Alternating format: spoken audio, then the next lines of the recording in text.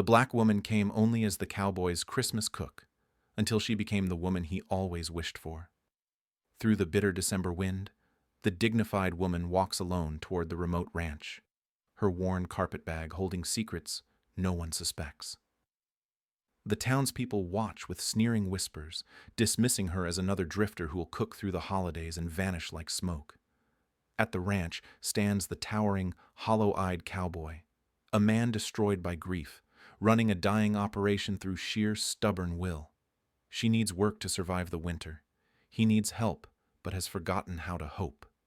Yet both carry devastating losses that could either destroy them completely or forge an unbreakable bond. Will this temporary arrangement become just another brief employment? Or will two broken souls discover they're exactly what the other needs to heal? Before we continue, comment where you are tuning in from. Perhaps we will publish a story there. The wagon wheels had stopped turning 3 miles back. Clara Washington walked the final stretch to Silverstone Ranch, with December wind cutting through her worn coat. Her carpetbag held everything she owned now: one spare dress, a few coins, a letter promising work until New Year's Day. Behind her lay the ruins of everything she had built. 5 years of marriage to Thomas Washington in East Texas. 5 years of running a successful ranch together. 5 years of proving a black woman could read ledgers and manage cattle as well as any man. Then Thomas died in a riding accident. His family descended like vultures. They contested the marriage. Claimed it was never legal. The courts agreed. She lost the ranch, the cattle, the house she had helped design. Even Thomas's books disappeared from the shelves. His brother handed her $20 and told her to be grateful they didn't press charges for theft. That was 8 months ago. Since then, Clara had drifted from town to town, cooking in boarding houses, cleaning for families who paid her half what they paid white help, always moving when the whispers started, always one step ahead of trouble she never caused. The Silverstone Ranch appeared through the snow like a ghost of better days. The main house stood solid but lifeless. Barns needed repairs. Fences sagged. She could see the problems even from a distance. Her trained eye caught details others missed. A tall figure watched from the window: Samuel Silverstone, the man who had placed the newspaper advertisement for a temporary cook. Clara had answered from 3 towns over. His reply was brief: 2 sentences, wages and arrival date. She climbed the porch steps, knocked twice. The door opened to reveal a man who looked carved from stone: broad shoulders, gray eyes that held no warmth, a face that had forgotten how to smile. "You the cook?" "Yes, sir. Clara Washington." He stepped aside. She entered a house that felt like a tomb, clean but empty. No decorations, no warmth. The furniture sat arranged but unused, like a museum of someone else's life. Kitchens through there, rooms upstairs, second door. His voice carried no emotion. Meals at 6, noon, and 6. Nothing fancy. Clara nodded. She had worked for worse men. At least this one was honest about his expectations. "How many to cook for?" "Me. Jake Martinez, the foreman. 2 other hands."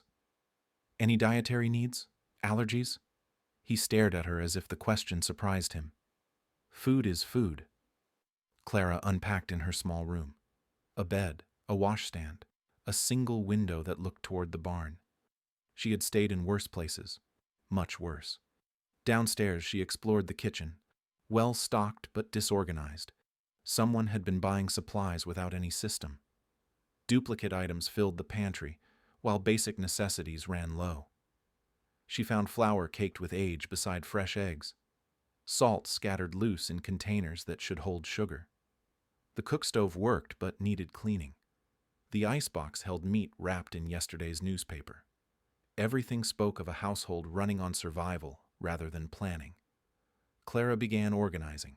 She worked quietly, listening to the sounds of the ranch, men's voices from the barn, horses moving in the corral, the wind whistling through gaps in the walls.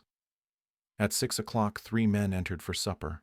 Jake Martinez was a compact man with watchful eyes. He nodded politely but kept his distance. The other 2 hands barely looked at her. They ate her beef stew and biscuits in silence. Samuel said nothing. He cleaned his plate and left. Clara washed dishes and planned tomorrow's meals. Through the window, she watched Samuel walk to the barn. His shoulders carried weight beyond physical labor. She recognized that burden. Grief had its own posture. The next morning brought new revelations. Clara found the ranch ledgers scattered across Samuel's desk. He had left them open, as if he had been wrestling with numbers late into the night. She glanced at the pages while dusting. The figures told a grim story. Feed costs rising, cattle sales declining, bills piling up faster than payments. The ranch was bleeding money. Without changes, Samuel would lose everything by spring. Clara's fingers itched to reorganize the books, to create systems that would track expenses properly, to suggest cost-cutting measures that wouldn't sacrifice quality. But she held back. She had learned the hard way what happened when black women offered unsolicited advice. Instead, she focused on small improvements. Better meal planning reduced food waste. Organized storage made cooking more efficient. She hummed while working, bringing life to the empty kitchen. On the third day, she noticed a horse favoring its left front leg. The animal stood apart from the others, head hanging low. Clara had seen this before. Stone bruise, most likely. Painful but treatable. She mentioned it to Jake during lunch. Which horse? The bay mare. Third stall from the left. Jake frowned. I'll take a look. That evening, he approached Clara in the kitchen. You were right about that mare. How'd you know? The way she was standing, shifting weight off that foot. You know horses? Clara nodded. Some? Jake studied her with new interest. Where'd you learn? Here and there. She turned back to her cooking, ending the conversation. But she felt his eyes lingering, evaluating, questions forming behind his careful expression. Change was coming. Clara could sense it in the way Samuel sometimes paused in the kitchen doorway, in Jake's growing curiosity, in the way the ranch seemed to breathe differently with her presence. But change could be dangerous. It always was for women who looked like her. The bay mare's condition worsened overnight. Clara found her lying in the stall, refusing to stand. Jake and the other hands gathered around, uncertainty written across their faces. She's done for, one of them muttered. Best put her down. Clara stepped forward before she could stop herself. Wait. The men turned. Jake raised an eyebrow. You got something to say? Clara's heart pounded. This was how trouble started. When she spoke up. When she forgot her place. But the mare's labored breathing pulled at something deeper than self-preservation. Let me examine her. Jake hesitated. Samuel appeared in the barn doorway, drawn by the commotion, his gray eyes fixed on Clara. You know veterinary work? The question hung in the air. Clara felt the weight of three men's stares. The safe answer was no. The safe answer kept her invisible. But the mare groaned in pain, and Clara's resolve hardened. Yes. She knelt beside the horse. Gentle hands probed the swollen hoof. The mare flinched but didn't pull away. Clara's touch was confident, practiced. She had done this hundreds of times before. Abscess, she announced. Deep one. Needs draining. You sure about that? Jake's voice carried skepticism. Clara met his gaze. Bring me a sharp knife. Clean cloth. Hot water. Samuel stepped closer. Where'd you learn this? The truth balanced on Clara's tongue. She could feel it wanting to spill out. Years of pretending to know less than she did. Years of watching problems she could fix. Years of staying silent while animals suffered. I owned horses once. Owned, Samuel's voice sharpened. Cooks don't own horses. Clara's hands never stopped working. She cleaned the hoof with practiced efficiency, located the infection source. I wasn't always a cook. Jake brought the supplies. Clara heated the knife blade until it glowed. The mare's breathing grew steadier as if sensing help had arrived. Hold her head steady. Clara made a precise incision. Infected material drained out. The mare's relief was immediate. She lifted her head for the first time in hours. Well, I'll be, Jake whispered. Clara cleaned the wound. applied a poultice of herbs she had gathered from the kitchen garden, wrapped the hoof in clean cloth. Her movements spoke of years of experience. Samuel watched every motion. "You're no ordinary cook." Clara stood, brushing straw from her skirts. The moment of truth had arrived. She could retreat into lies, claim she had picked up veterinary skills by accident, or she could trust these men with a piece of her real story. "I was a rancher's wife in Texas. We ran 800 head of cattle. I handled the books, the breeding records, the medical care."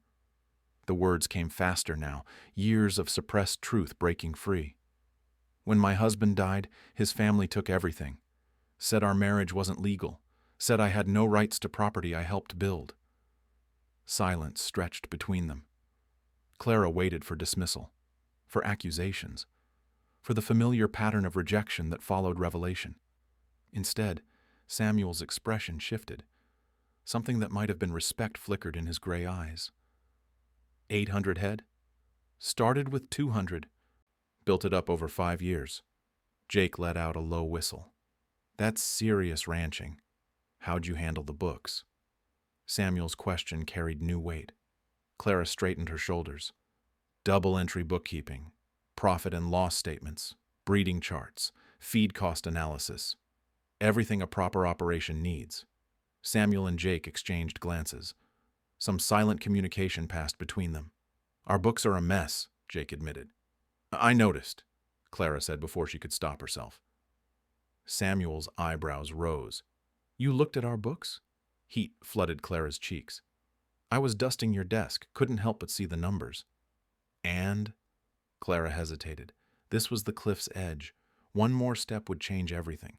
No going back to being just the temporary cook. No more hiding behind simple expectations. "You're losing money on feed costs, buying retail when you could get wholesale rates with proper planning. Your cattle sales are poorly timed, missing peak market windows." The words poured out now, unstoppable. "Your breeding program lacks organization. No genetic tracking. No systematic improvement plans." Samuel stared at her. Jake's mouth hung open. "You figured all that from glancing at ledgers?" "The patterns are clear if you know what to look for." Samuel walked to the barn window, stared out at his struggling ranch. Minutes ticked by in heavy silence. "Show me," he said finally. "Show you what?" "Show me how to fix it." Clara's breath caught. "You want my help?" "I want my ranch to survive. If you know how to make that happen, then yes, I want your help." Jake nodded slowly. "Worth a try." "Can't get much worse." Clara felt something shift inside her chest. A door she had locked tight began to crack open. "I'd need to see all the records, understand your complete operation." "Done." "I'd need to make real changes, not just suggestions." "Whatever it takes." Clara looked at the mare, now standing comfortably. At Jake, whose skepticism had transformed into curiosity.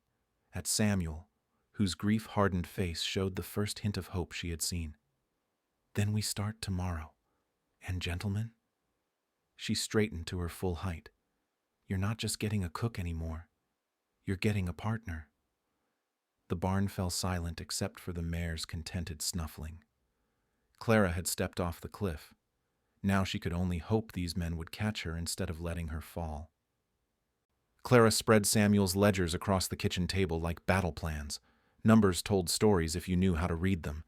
This story spoke of a man drowning in details he couldn't organize. "Your feed costs are triple what they should be," she said, pointing to a column of figures. "You're buying 20-pound sacks when 100-pound orders cost half the per-unit price." Samuel leaned closer. His shoulder brushed hers as he studied the pages. "Never thought to calculate it that way. Most people don't. They see immediate cost instead of long-term savings." Clara flipped through purchase records. Her finger traced patterns of waste. "Same with your cattle sales. You're selling when you need cash, not when prices peak. March and October bring premium rates. You sold in July and December." Jake peered over their shoulders. "How much difference are we talking?"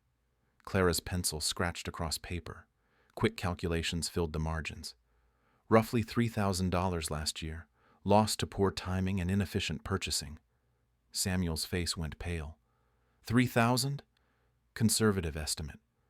The kitchen fell silent except for the scratch of Clara's pencil. She worked with the focused intensity of a surgeon. Each number mattered. Each calculation brought the ranch closer to survival or failure. Here's what we do, Clara continued. Bulk feed orders placed monthly. Cattle sales scheduled around market peaks. Breeding program organized to maximize calving during optimal seasons. Samuel watched her hands move across the paper. Neat columns appeared under her touch. Order emerged from chaos. How long would these changes take? 6 months for full implementation. But you'll see improvements within weeks. Jake nodded slowly. Makes sense when you lay it out like that. Clara felt warmth spread through her chest. Respect. Recognition. Things she had missed more than she realized. There's more. Your breeding records are incomplete. You're missing genetic tracking that could improve herd quality by 20%. 20%? Samuel's eyebrows rose. Systematic breeding for size, weight gain, disease resistance. It's not complicated, just requires documentation and planning. Samuel pulled out a chair, sat across from Clara. Why didn't you mention this sooner? Clara's hands stilled on the ledgers. In my experience, suggestions from someone who looks like me aren't always welcome. That's foolish. That's reality. Samuel held her gaze. Something passed between them in the lamplight. Understanding. Maybe the beginning of trust. Not here, he said quietly. Your ideas are welcome here. Clara's breath caught. When had anyone last said those words to her? When had her thoughts mattered to someone with power to implement them? The work continued past midnight. Clara reorganized 5 years of scattered records. Samuel asked questions that showed genuine interest in learning. Jake contributed practical insights about day-to-day operations. They became a team without declaring it. Clara's expertise guided strategy. Samuel's authority enabled implementation. Jake's experience bridged theory and practice. By the 4th day, changes were visible. Feed orders arrived in efficient bulk quantities. Clara established a systematic rotation schedule for cattle. Jake implemented new breeding documentation procedures. The ranch began breathing differently. Purpose replaced aimless survival. But Clara noticed other changes, too. The way Samuel's eyes followed her movement around the kitchen. How he lingered after their evening planning sessions. The careful way he listened when she spoke. She caught herself stealing glances at his strong hands while he worked with the ledgers. At the way concentration softened the hard lines around his eyes. At rare moments when grief lifted enough to let something else show through. Dangerous territory. Clara had learned to avoid emotional attachments. They complicated everything. Made departure harder when circumstances inevitably forced her to move on. Yet Samuel's presence filled spaces in her heart she thought had died with Thomas. Not the same love, something different. Steadier. Built on mutual respect rather than youthful passion. On Saturday evening, their work session stretched past 10 o'clock. Jake had retired early. Clara and Samuel sat alone at the kitchen table, surrounded by the evidence of their collaboration. "You've saved this ranch," Samuel said quietly. "We've saved this ranch. I provided ideas. You made them possible. Without your knowledge, I would have lost everything by spring." Clara gathered the scattered papers. "Knowledge without opportunity is worthless. You gave me the chance to use what I know." Samuel's hand covered hers on the table, warm, calloused from years of hard work. "Clara." She looked up, met his gray eyes directly, saw something there that made her pulse quicken. "What we're building here, it's more than just saving the ranch." Clara's throat tightened.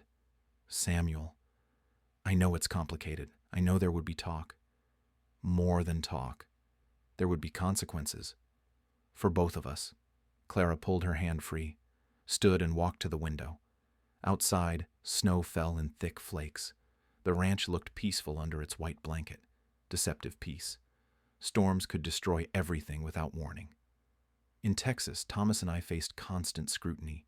People waiting for us to fail, watching for any excuse to tear us down.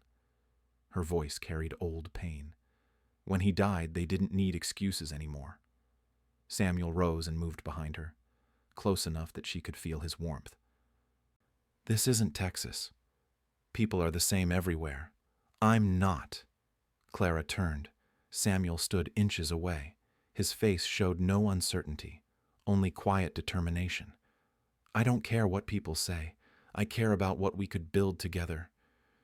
Before Clara could respond, Samuel's lips brushed hers, gentle, questioning.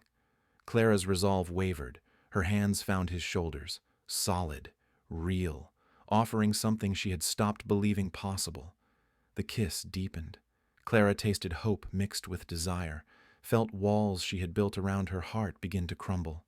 When they broke apart, Clara's breath came unsteady. This changes everything. I'm counting on it. The kiss changed everything, just as Clara had feared. Samuel's touch lingered in her thoughts while she kneaded bread the next morning. His gentle hands.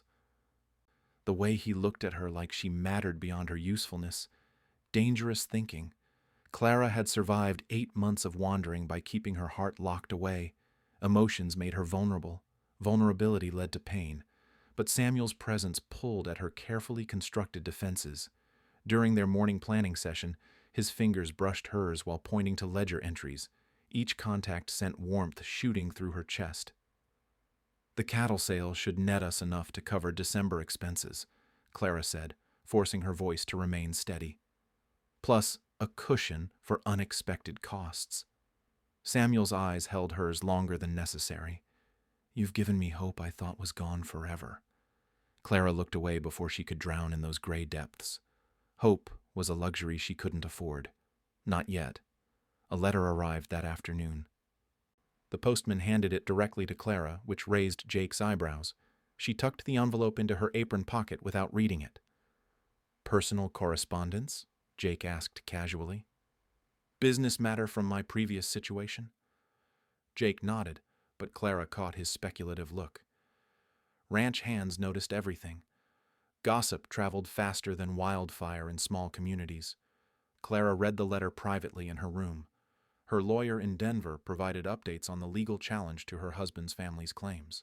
New evidence had emerged, witness testimony supporting the validity of her marriage. The case was progressing favorably. Clara folded the letter carefully. Justice moved slowly, but it moved. Soon she might have choices beyond survival. Soon she might reclaim what was stolen from her. But reading about her past life felt strange now, like remembering someone else's dreams. The woman who had fought for that Texas ranch seemed different from the person she had become. That woman had been Thomas's wife, defined by marriage and partnership. This woman was discovering her own strength. Samuel found her in the barn that evening, checking on the recovered mare. The horse nuzzled Clara's shoulder affectionately. She trusts you completely, Samuel observed. Animals sense intentions better than people. Samuel moved closer. What do they sense about my intentions? Clara's pulse quickened. That depends what your intentions are. I think you know. Samuel's hand touched her cheek. Clara leaned into the contact before she could stop herself. His thumb traced her jawline with reverent gentleness. Clara, I need you to know something. This isn't just about the ranch. It's not just about what you can do for me. What is it then? It's about what we could be together, what we could build. Clara's heart hammered against her ribs. Samuel, you don't understand the complications, the risks. Then help me understand. Clara pulled away, needing distance to think clearly.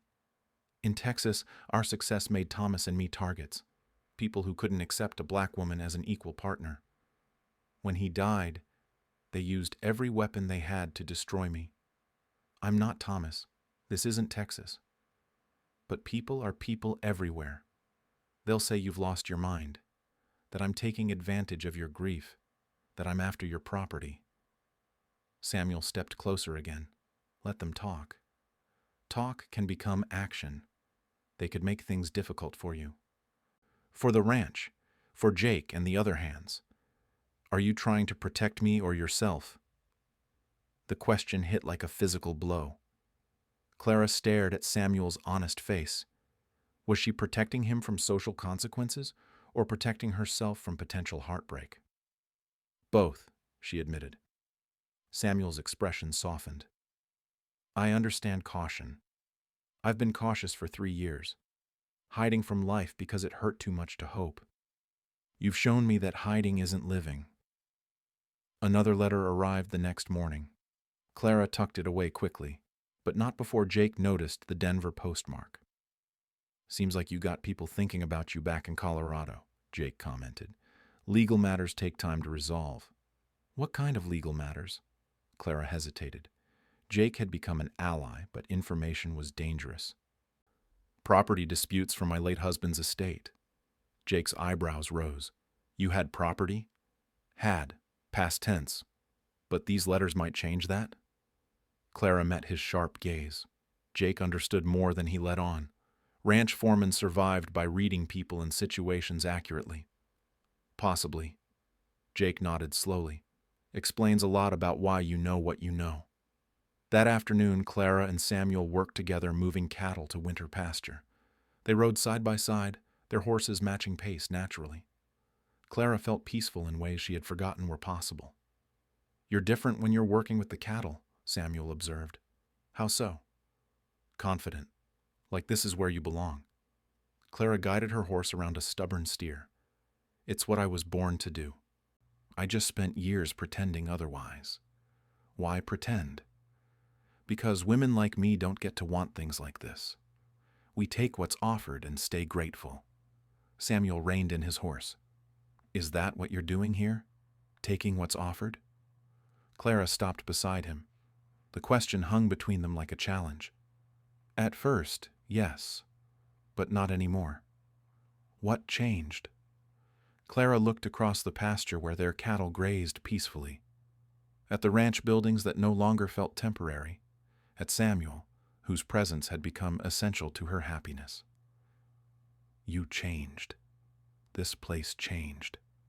I changed. Samuel's smile transformed his entire face. Good. Because I'm falling in love with who you really are, Clara Washington. Not the cook, not the temporary help. You. Clara's chest tightened with emotion too powerful for words. She was falling too. Falling hard and fast toward a future that terrified and thrilled her equally. The third letter arrived on a Tuesday morning, delivered by a writer who waited for no response. Clara's hands trembled as she broke the wax seal. Her lawyer's careful script brought news that changed everything. The Texas Supreme Court had ruled in her favor. Thomas's family's claims were declared invalid. Her marriage was legally recognized. More importantly, she was entitled to full compensation for the property illegally seized from her. Clara sank into a kitchen chair. The sum mentioned in the letter made her dizzy. Enough to buy 3 ranches the size of Samuel's operation. Enough to live independently anywhere she chose. Enough to never depend on anyone again. Freedom. Complete, terrifying freedom. Samuel found her there an hour later, the letter still clutched in her hands. Bad news? The opposite. Samuel read over her shoulder. His body went rigid as he absorbed the legal language and financial figures. This is about your husband's estate? Everything they took from me.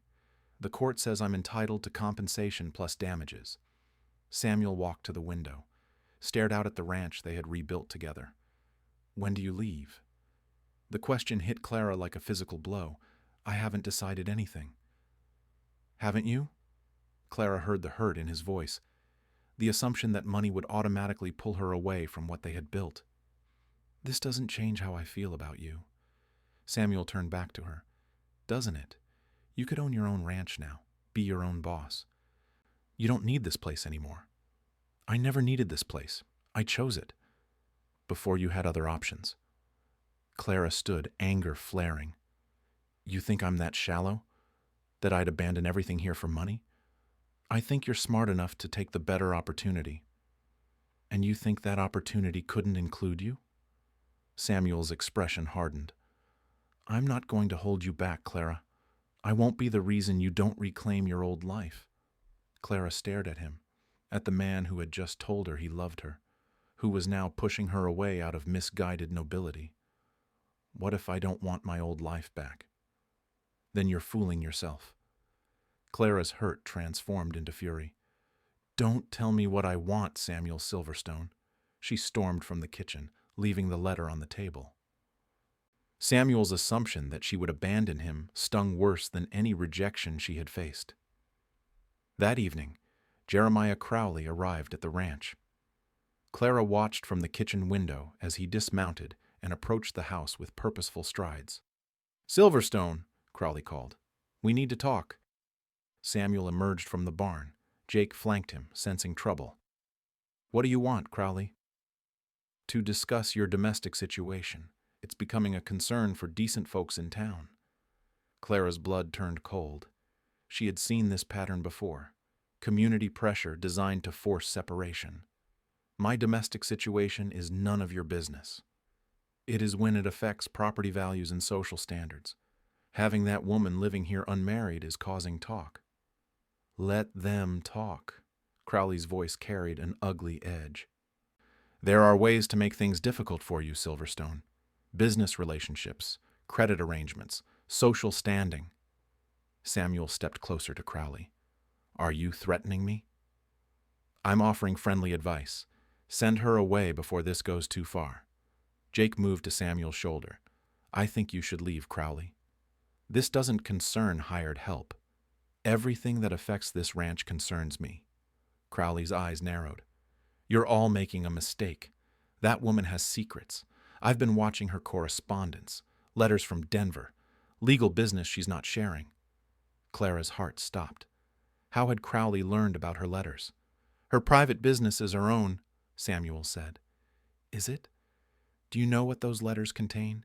Do you know what she's really planning?" Samuel's jaw tightened. Clara could see doubt creeping into his expression. "She's about to come into significant money, Silverstone. Property settlements from her previous husband. You think she'll stay here playing house when she could own her own spread?" Clara couldn't breathe. Crowley had somehow obtained information about her legal case.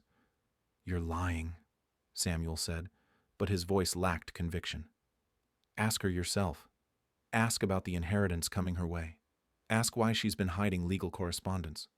Crowley remounted his horse. "Think carefully, Silverstone. She's been using you to rebuild what she lost. Soon as she gets her money back, she'll disappear like smoke."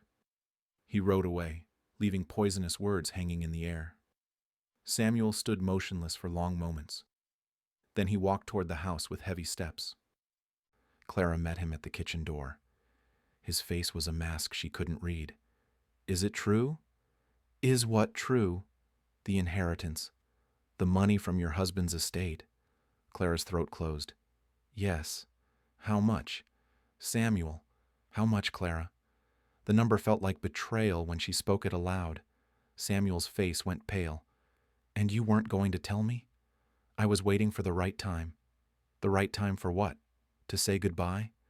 "The right time to figure out what it meant for us." Samuel laughed bitterly.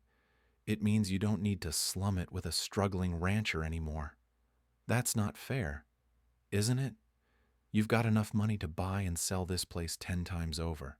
What could you possibly want with me?" Clara's heart shattered. "I want the man who asked me to stay, who said he was falling in love with who I really am. That was before I knew who you really are." The words hit like physical blows. Clara staggered backward. "You think the money changes me?" "I think the money changes everything." Clara straightened her spine, lifted her chin with dignity born from years of fighting for respect. "Then you don't know me at all." She walked upstairs and began packing her carpet bag. If Samuel could discard their connection so easily, she wouldn't fight for something he didn't value.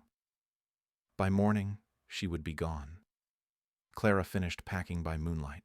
Her carpet bag held the same sparse belongings she had arrived with. The legal papers went into her coat pocket. Everything else she had built here belonged to memories now. She slipped downstairs without lighting a lamp. The kitchen felt different in darkness. Cold, empty again, as if her presence had never warmed these walls. Clara wrote a brief note and left it on the table. No explanations, no accusations, Just thanks for the opportunity and wishes for the ranch's continued success. She reached for the door handle and stopped. Footsteps approached from the barn. Heavy boots. Samuel's gait. Clara pressed herself against the wall, hoping shadows would hide her. The kitchen door opened. Samuel entered carrying a lantern. Light spilled across the room, catching Clara's figure by the window. Going somewhere? Clara straightened. It seemed best. Samuel set the lantern on the table. Best for who? For everyone. You made your position clear. Did I? Clara stared at him. You said the money changes everything. I was wrong. The simple admission hung between them. Clara felt her carefully constructed resolve waver. Were you? Samuel stepped closer. I've been sitting in that barn for hours, thinking about what matters, about what I almost lost because of my own fear. What fear? That you're too good for this place, too smart, too accomplished, that eventually you'd realize you settled for less than you deserve. Clara's anger flared again. So you decided for me? Pushed me away before I could disappoint you? Yes. The honest answer deflated her fury. Samuel's face showed raw vulnerability in the lamplight. That's not your choice to make, Samuel. I know that now. Samuel moved closer until only inches separated them. Clara, I don't care if you have enough money to buy 10 ranches. I don't care what people say. I care about what we built together, what we could keep building, even if it means social consequences, business difficulties. Even then, Clara searched his face for doubt, found only determination. The money doesn't change how I feel about you, she said quietly. It changes my options, but not my heart. What do your options tell you to do? Clara considered. Logic says return to Texas. Buy back my old ranch. Start over where I have legal precedent for respect. And your heart? My heart says home isn't a place. It's the people who see your worth and choose to build something with you. Samuel's hands cupped her face. Then stay. Be my partner in every sense, business and life. Let's combine what we have and create something neither of us could manage alone. You want a partnership? Not just marriage? I want you as my equal. In the ranch operations. In the decision-making. In everything. Clara felt tears she had been fighting finally spill over. Even with the complications? Especially with the complications. We'll face them together. Samuel's kiss tasted like promises and second chances. Clara melted into his embrace, feeling walls around her heart finally crumble completely. I love you, she whispered against his lips. I love you too. All of you. The cook, the rancher, the brilliant woman who saved everything I thought was lost. Clara pulled back to look at him. What about Crowley? The town gossip? Let them try to make trouble. We'll have resources to fight back now. And Jake's already threatened to quit if I let you go. He did? Said I'd be the biggest fool in Montana. He was right. Clara laughed through her tears. Jake's a good man. He thinks you hung the moon. Been telling everyone in town about your veterinary skills and business sense. That could help with acceptance. Success usually does, and we're going to be very successful. Samuel gathered Clara's hands in his. Marry me, Clara Washington. Not because you need security, but because you want a true partnership. Yes. The word came without hesitation. Clara had spent months learning to trust Samuel's character. His moment of doubt didn't erase everything good she had witnessed. When? Tomorrow, if you want. Jake can stand as witness. Clara smiled. Tomorrow sounds perfect. They held each other in the quiet kitchen until dawn painted the windows gold. Then Jake arrived for breakfast and found them planning a wedding. About time, he said gruffly. Thought I might have to knock sense into both of you. The ceremony took place at sunrise on the ranch porch. Jake and the 2 cowboys served as witnesses. Clara wore her best dress. Samuel had shaved and combed his hair. Nothing fancy, but nothing felt more right. They spoke simple vows about partnership, respect, and love, about building something together that honored both their strengths, about facing whatever came with unified purpose. 6 months later, The Silverstone Ranch was the most successful operation in 3 counties. Clara's inheritance had funded expansion and improvements. Her business expertise guided strategy. Samuel's knowledge of local conditions shaped implementation. More importantly, they had gained community acceptance through demonstrated competence. Even former skeptics sought Clara's advice on livestock management and business practices. Clara established a small school on the ranch property. Local families sent their children to learn reading, arithmetic, and practical skills. Education opened minds faster than arguments ever could. The ranch house filled with life again. Clara's laughter, Samuel's contentment, Jake's satisfied supervision of expanded operations, the cowboys' easy camaraderie with their respected bosses. On a warm evening in late summer, Clara and Samuel sat on their porch, watching sunset paint the mountains gold. Her hand rested on her rounded belly where their first child grew strong. "Any regrets?" Samuel asked. Clara considered the question seriously. "About staying? Never. About trusting you with my heart? Never. About fighting for what we wanted instead of accepting what others thought we deserved? Never." Samuel kissed her temple. "Good, because I plan to keep you busy being happy for the next 50 years. Only 50? We can renegotiate after that." Clara laughed and settled deeper into Samuel's embrace. Around them, their ranch hummed with prosperity and purpose. Their love had created something neither could have achieved alone, something worth every risk they had taken to build it.